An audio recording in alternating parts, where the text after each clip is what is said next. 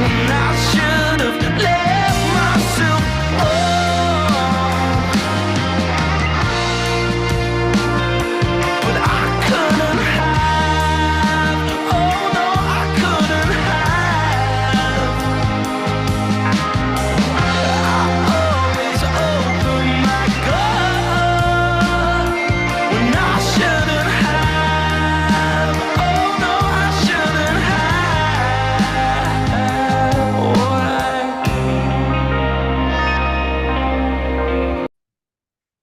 My friend, we're back. We were talking about people not wanting to be alone, especially with the youth. Yeah, I'm just thinking, do I have to press? Yeah, okay. I just think it's really important to sit down and have some quiet reflection, and not that this is not sort of, it's something that's kind of it's nice to have time for yourself. It's not something that I talk about all the time. It's just that it was something that we were sort of talking about in before we sort of started this recording. So yeah, it is important. It's time for the self. A lot of people sort of avoid it, but it's sometimes having time to really, well, as Nietzsche said, you will glaze into the abyss, and the abyss stares back. And it's an opportunity, I think, to investigate, what are those limiting beliefs, I've always had this philosophy that, and I'm very much the existentialist. I think you're thrown into this world. We don't get to choose our parents, who we are, where we're from. But I do believe that we have been given the gift of life, and with that we have a certain responsibility to be the best we can be and all we can be. And I love the whole idea of overcoming, what are some of those limiting beliefs? What are those fears? Carl Jung said, where fear lies, there's your task. And for me, it's a really exciting life when you're seeing yourself as the most majestic project you'll ever work on.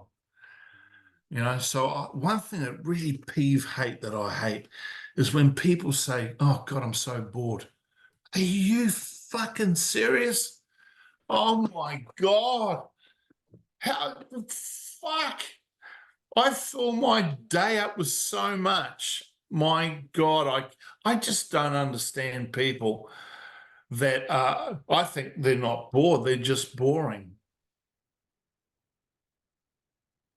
Your granddad used to have a saying, only boring people get bored.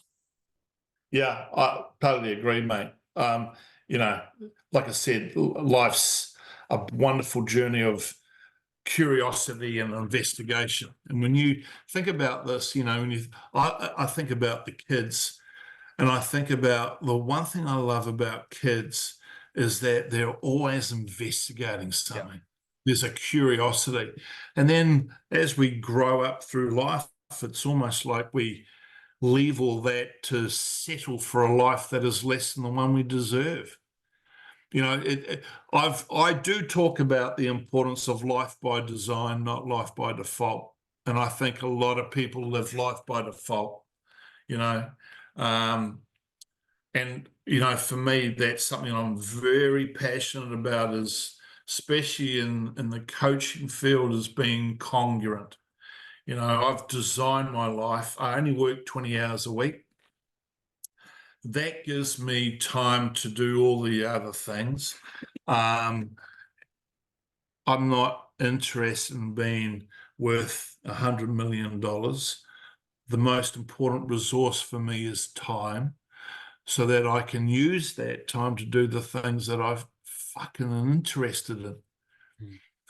And I think too many people settle for a life that is less. And I went through all this, and I remember a particular moment which really gave me a real slap in the face. And I remember working on the printing press, and the management come up and say, "Hey, listen, you guys okay to work overtime?" And I was working with this beautiful guy, Joe, lovely fucking guy, older guy. I was his number two. He was head machinist. Such a beautiful man, from Rarotonga, and he's very much a company man and a yes man. And they came around and they asked him to work overtime, and he went yes, and I went no.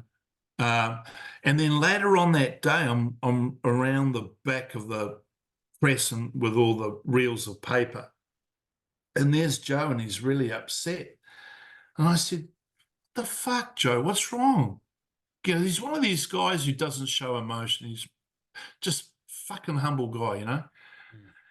And I'm saying, what the fuck's wrong, man? And he goes, "Oh, it's my granddaughter's birthday this tomorrow, and I have to work." I said, "Fuck off, Joe. You don't have to work." But he was so worried that management wouldn't like the fact that he said no, and then he'd be worried about fucking security. And in that moment, I thought, fuck, Joe could be me. He was a 60-year-old guy. And I thought, there's got to be more to this than that. Fuck this. I'm miserable in the job. I fucking hate it. And that's when I sat down and thought, well, where do your passions lie? One of the most important things people can do in quiet time is use that time effectively by asking good quality questions. And I sat down and I thought, what is it that I really truly want? Because, I think for all of us to a certain point, we want to go on that journey and have some sense of fucking purpose to our lives, Here's a great book That's to a really wonderful read. book. Oh, That's the same mate. rendition I've got as well. It's It's right down there. fucking beautiful, beautiful book. But for me, books, although, going back to the school, I hated school. I knew I just needed to get out of school. But there was one book that really had an impact on me that sort of stimulated some sort of thinking before I even went into the workforce. And that was a book called Jonathan Livingston Seagull, which to this day, every kid should read. And so from that, it's where I went on this journey. Work for me then became a place where I made some money to pay for my passions. And initially for me, it was Highland Games and Strongman. So, I mean, when I was very good at giving a toss, and yeah, I fucking loved. When we talk about, I saw myself as this project, and what sort of stimulated the physical pursuit was brought up in a tough school, bit of bullying. I'm going to overcome that. And so obviously the key thing is to be the biggest, strongest motherfucker I could be. Yep. And that was my passion. And I'm very obsessive. I will go to the nth degree and train like a motherfucker. But on that journey, I sort of realized that to advance, physically, it was about pushing through those boundaries mentally. And that's when, the pursuit of understanding and research, it just opened a world. I mean, there is not enough time in the day sometimes, man. There's so much to be done. But that's not to say that, believe me, I'm not. I'm also that guy that will, in the afternoon on the weekend, hop on the couch, watch a movie, and wake up and ask my wife, "How was it?" Because I fell asleep through most of it, But yeah, what a great way to live life, through the lens of curiosity, man. What are you trying to find? It's not about finding anything, it is about it's gathering all these bits and pieces of information. When you think about it, it's sort of like when you ask that question, it's what are you looking at? It's not perfection per se. It's just a continuation of that curiosity. You open a door and there's two other doors, and fuck, that's exciting. I want to go down that door, but I want to go that. I'm going to get back out and go. So it's a continuation. It'll always be with me, man. Even when I'm fucking 100, and I'll park it and I'll go, hang on, there was just too late. Yep. I'm exactly the same. It's like, well, where's the boundary? Where's the line? What is the limit? Fuck boundaries and fuck the lines, mate. But it's exactly because it's like, what happens when we go over it? That is my first and initial question. It is at the forefront of my head continuously. Is like, yeah, but what happens if we go over that line? What happens if we go through that door? What happens if I hold on a little longer? What happens if I learn this? It's like, what if, I guess, slightly rebellious nature of I'm not going to obey by your rules or limits or something like that. But it's like, well, what happens? I think, like I said, I think we've been given the gift of life, and we exist in this time frame. And for me, I think I want to have a sense of pride and through investigation, I've identified certain things. Now, when you think about it, if you to really break it down into a simple sense, because I'm a competitive motherfucker, I hate fucking losing, right? Number one was the bullying, so I want to overcome that. So how do I do that? Well, first and foremost, I'm not going to become a bully. But more importantly, you won't fuck with me. Do you know what I mean? And I'm going to show that physically initially. Then from there was other things, being diagnosed later in life, being dyslexic. And I want to make this very clear. Fuck labels too. All I'm saying is the fucking dyslexia is not a fucking label I even talk about. I'm only expressing it in the sense that it woke me up to understanding some of the limitations that I had as a kid, that I wasn't supported possibly in improving ways of learning. But you can appreciate being dyslexic and told that you're not that bright, especially for a young kid. You start creating an identity around that. That was the shit that I wanted to rip apart. People say to me, oh, I've got dyslexia, so there's my excuse. Fuck off. I think putting a label on yourself is a fucking mistake. Fuck that. Set yourself free. Learn from it. For me, I then went and saw a lady who taught me how, and I would have been 20, 21, pretty much how to read and write again. And I was so fucking proud of myself in facing up to that, because a lot of people avoid that shit, right? But I used to get anxious if I had to write something, because my spelling wasn't that good. Now, here I am. I run seminars around the world, and generally how I start is, before we start, two things. Number one, listen carefully to what I say, because what I write up on the whiteboard could be hieroglyphics for all I know. The second thing is, anyone here going to be upset if an occasional swear word pops out? No? Thank fuck for that. Let's go. I'm quite comfortable with the fact that, yes, I'm still working on getting my spelling right, and God bless Grammarly.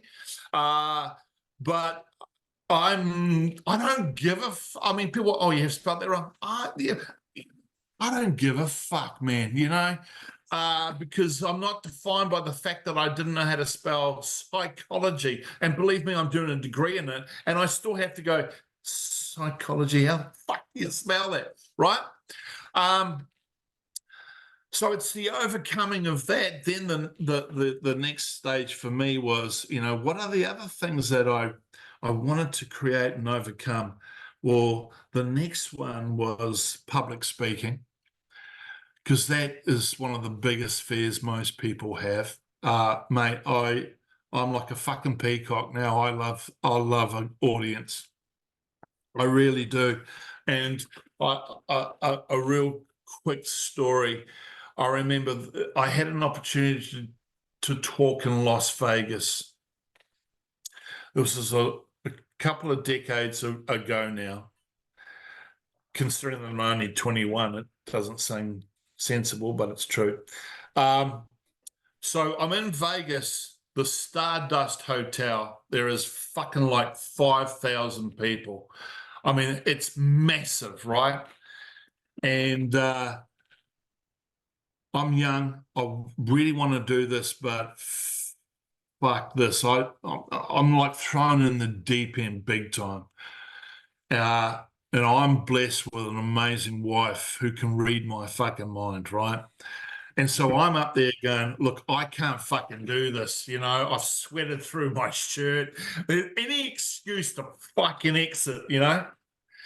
And she just basically said, oh, don't worry, I brought you another one. Bitch, brought me another one, put it on, and I went out on stage. Now, here's the interesting thing.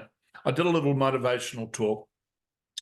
And that night, the king of motivation, I think, my idol was Jim Rohn. And he spoke, and fuck, he articulates, he's just the master. Well, that night we're sitting in a booth having dinner, and I feel this hand on my shoulder, and I look up, and it's fucking Jim Rohn. And he says, I was very impressed with your talk today, young man. You have a bright future in this industry. I'm like, oh my God. You know what? When you have someone like that affirm you, it shakes up some of those limiting beliefs. There is, one of the most important needs of an individual is simply to be affirmed and acknowledged. And for me, having someone affirm me like that was like, fuck, man, I got goosebumps, right? And I've got to say, he's my idol, right? I'm put in the moment. I remember him looking up at him and going, oh my God, Jim, I love you. And then I'm going, oh my God, you dick, of all the dumb things to say. But that sparked me on a journey, man. And far out, I just wanted to be like Jim and many other great speakers and motivators and whatnot. That really sparked the curiosity. I went into studying neurolinguistics, and I knew then that the last big hurdle for me from a historical perspective was my belief in my academia, my intellect, and I needed to overcome that. So 50 years, so I studied neurolinguistics, hypnotherapy, timeline therapy, did a multitude of courses over the years, shitloads, read, I don't know how many books, made a shitload, hundreds and hundreds of books.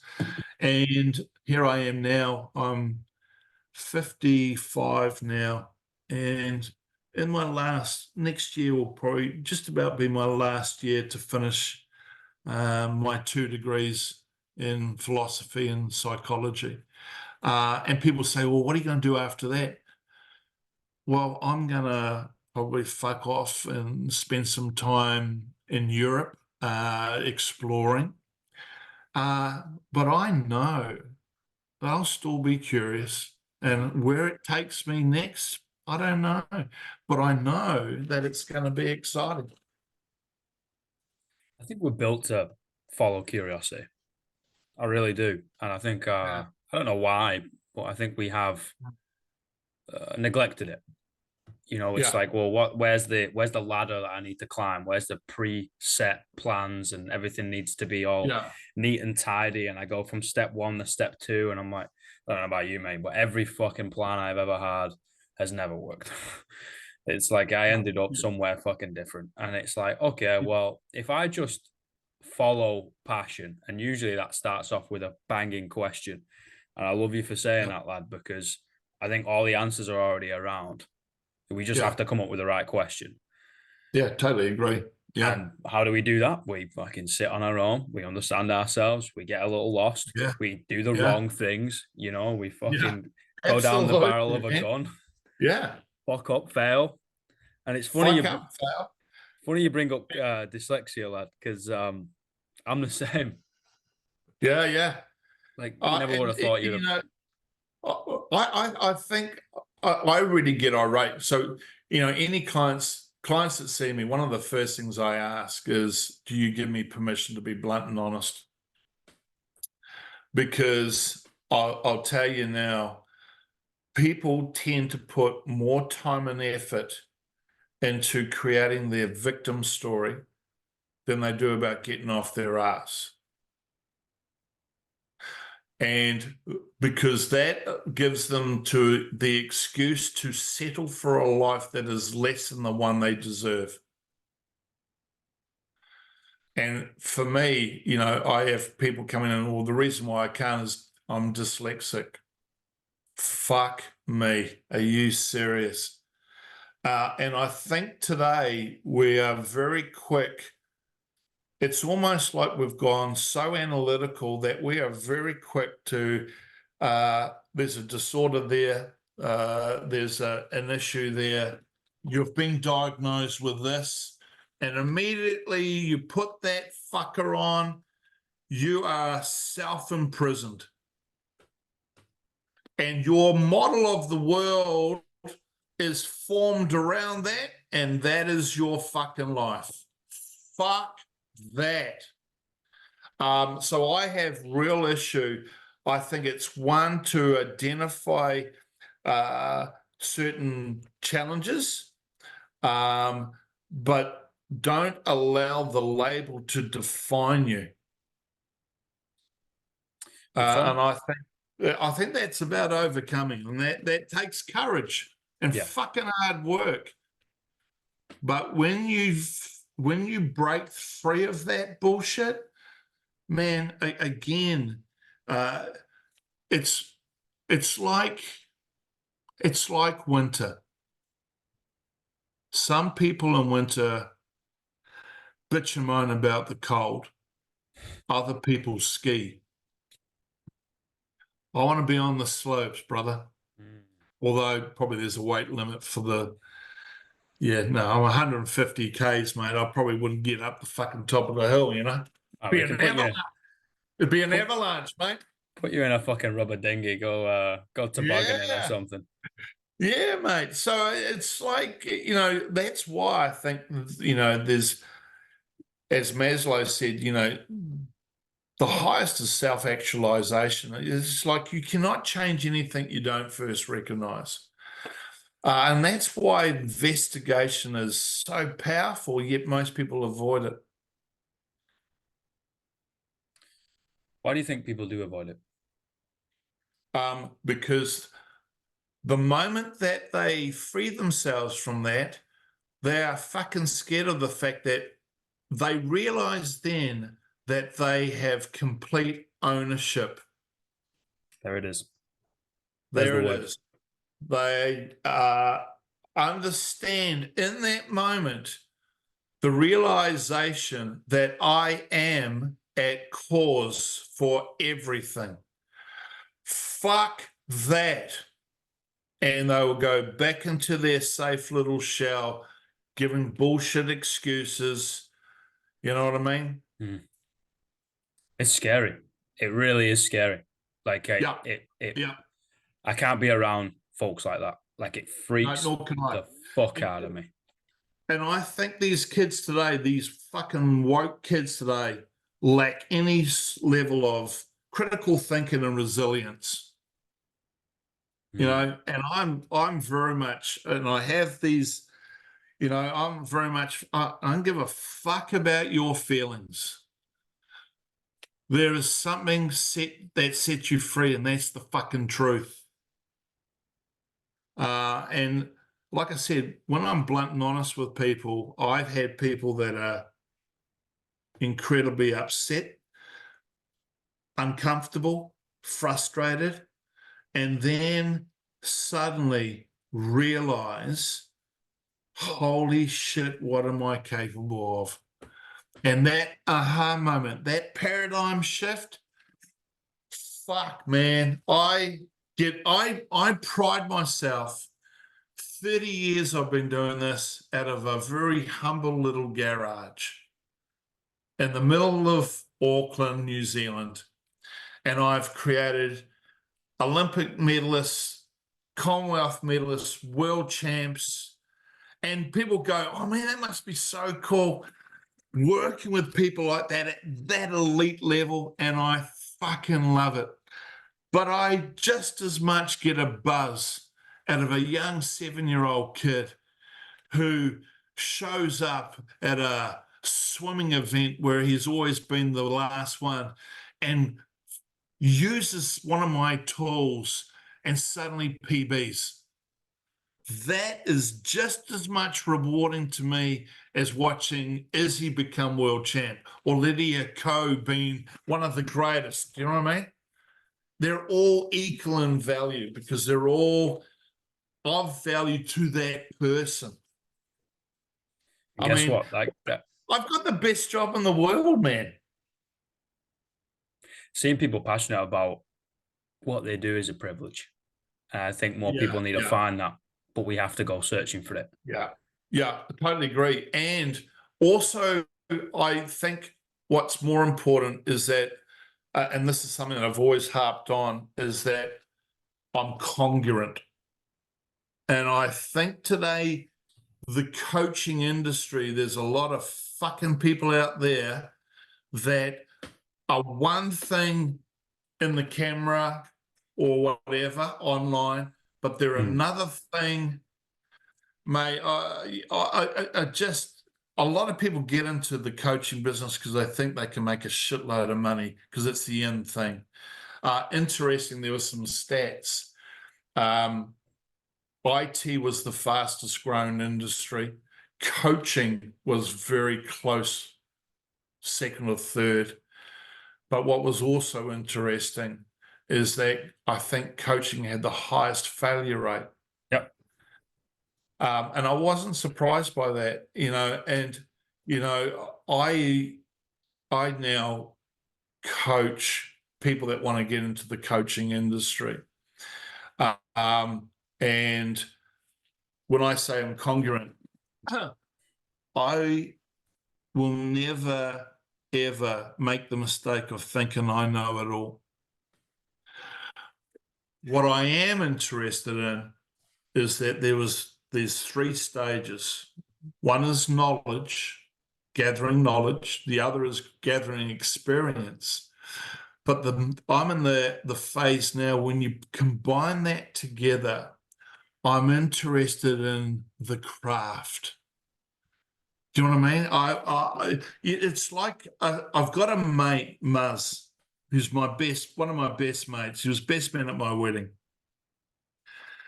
And I don't know if you've ever been to Craggy Range, right? It's a wine in Hastings. It is a beautiful, beautiful place. Muzz is a master stonemason, and he did all the work there, this majestic fireplace. And that's something that I haven't got a lot of mates. I've just got a small group of exceptional men. Every single one of them over the years in our trades, we've become craftsmen. And that's a constant continuation too. Yep. The craft of coaching fascinates me, and I want to, how do I improve on that? I think that, again, I look back in 20 years ago, what I was like to what I am now, the improvement. And that excites me. And I want that to continue. So that motivates me every day too. It's just, yeah, it's a fucking, here's something that sort of reinforces that in a stat, for instance. I've been doing this 30 years. Do you know I've only had one day off sick in 30 years where I've actually had to cancel appointments? You know. 30 years, one day. Now, think about this. How many people out there in employment get 5 to 10 days a year and fucking take it? I never get sick, bro. Because you want to be there. And how many people call in sick when they're not sick? Because they don't want to be there.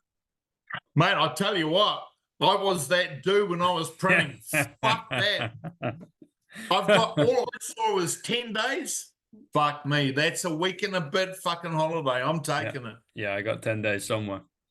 Absolutely, mate. You have a good hard game of rugby or whatever. Get on the piss and hey, I'm phoning in sick the next day because I just didn't finish till about 5 o'clock in the morning with the boys. I've got to start shift in an hour. No. It's funny you call it craft because I call it art. It is a craft, mate. It's the same It thing. is. Yes, absolutely, mate. It is a craft. We're talking about craftsmanship. Yep. An artist, a lot of people can do art. And yes, to a certain point, we can agree that art's subjective. But, anyone who has the ability to go and position themselves in front of a Claude Monet, you don't have to be an art critic to understand that you are witnessing something that is the Mona Lisa, or whatever the art, the statue of David. I love being surrounded with that sort of thing. This office, I can tell you, mate, is freaking epic. I've got pieces in here. I love being in here. It's really cool, mate. I get clients coming in wanting to work with me for the first time. No shit. They come in, the first thing they do is like, oh, wow, this is fucking cool. This is cool. It's a fucking garage, mate, but it's cool. And one of the most powerful things, if you want to influence behavior, is create an environment. I've got memorabilia of some of my clients. I've got my books. You can see the library here. Fuck. So, yeah, I think, it's an exciting journey. And I am, like I was saying earlier, I'm really committed to being the best version of me. And that'll be a lifelong pursuit. And when I'm 100, I'll be probably fall asleep on the bed, reading a book, and drift off. And I'll be a very happy man. I think that's where the magic lies. Yeah. Is within that passion, within the curiosity bound towards it, and just kind of like falling for it, like falling in love with it and dancing with it, and seeing what the fuck happens. And where does the mind take you, and what does the body unlock? And like the body keeps the score, and like your back no longer fucking kills you every day. You can actually like move around a little bit, and like the interaction between you and the fucking mountains, or like the Mona Lisa, or just somebody else. Like you're open to critical thinking, but also a critique upon your thinking of like, okay, cool. I've never heard about it that way before. Like I can only use myself as an example of like, back home, blue collar, broke, doing some shady things to make sure you eat that night. And like, it's like, you don't want to fucking hear what anybody's got to say. You are so close-minded. You're fucking cynical about the world. Hatred and aggression is number 1 and 2. Absolutely. Frustrated. You can't understand why you want to get on the piss and go and have a brawl with your brothers. You know what I mean? And that's it. too, mate. You You know, got a to. good night for me was go out, game of rugby, good night on the piss, followed with a fight, wake up, and then all the ego bullshit talk. Oh yeah, we fucking, you know. And I thought, oh, well, it's a false economy. Yep. It's no different to the false economy that we have online too. Yep. Everything's fucking filtered and manufactured. It's false. There's no essence. There's no fucking passion. It's just more interested in, you know, people are the currency that they use to confirm their self-image and confidence is how many followers do I have? What the fuck? How fucked up is that? Who gives a fuck? If I have followers, I don't even fucking know. I don't care. It doesn't matter. All I know is I'm doing what I am passionately committed to do every day. And believe me, I'm not saying I'm fucking perfect. There are days when, oh mate, I can lose the rag very quickly, you know, especially when it comes to certain things like software. I'm not IT orientated. And if something goes wrong on my computer, my default mechanism is normally to put my fist through it Give me both. and then apologize to my wife because we have to go and purchase another filter or a monitor or whatever it fucking is, you know. I get frustrated, but you know, I've learned over the years. I certainly understand the importance of calming down a little bit. But hey, I also know me to be a very passionate person, and I make no apology where I get animated and I can be very quickly triggered. I'm okay with that. So I'm you know. I know deep down I'm a good bastard though, mate. You know, I really do care about people and the people I care about. That's all that matters, mate. Fuck them. Fuck everybody else. Brother, I this don't, yeah. has been an honor and a privilege, mate.